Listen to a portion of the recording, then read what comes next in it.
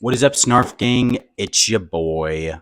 Recently, I watched the second Dune movie after I watched the first one, and I liked it, so I decided to start reading the book because also my dad's been a huge fan of the book since like he was a little kid, and I'm liking it so far. But there is one thing that starts like pretty much the whole conflict from the book that makes absolutely no sense.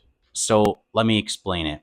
So basically, if you don't really understand Dune, this is going to make a lot of sense. And also, there's major spoilers for Dune, so just warning. But basically, Jessica, she's a Bene Gesserit witch. She gives birth to a boy from the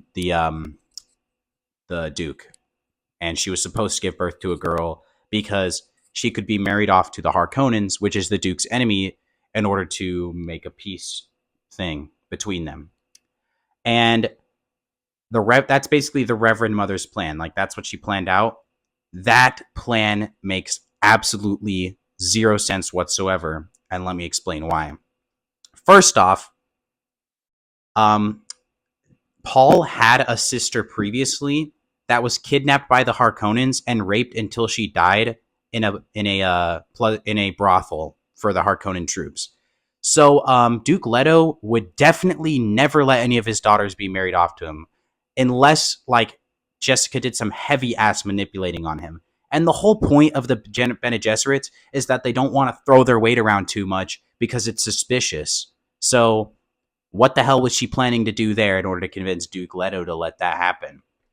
Secondly, even if they did have a daughter and she did get married off to, like, the only way for them to have a daughter and for her to be married off to the Harkonnens as if she was taken by the Bene Gesserit school and married off to them. But that wouldn't actually cause a peace treaty. You know why? Because Jessica, spoiler warning, is the Baron Harkonnen's daughter, and they have zero peace between the Duke Leto and Baron Harkonnen. So clearly that doesn't solve any peace. So you're basically stuck between a rock and a hard place, regardless of whether or not the daughter was born or not. It's a peace treaty between the Harkonnens is basically impossible.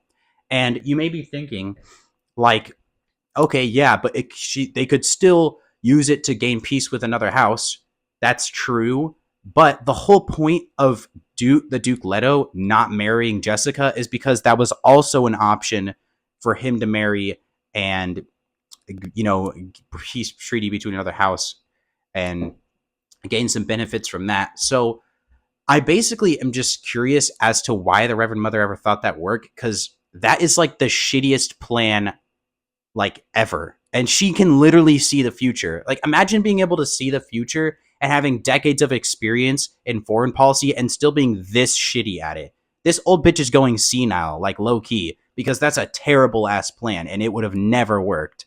Other than that, though, the book's pretty fire, not gonna lie. Probably do a Dune review once I finish it. Anyway, that's it.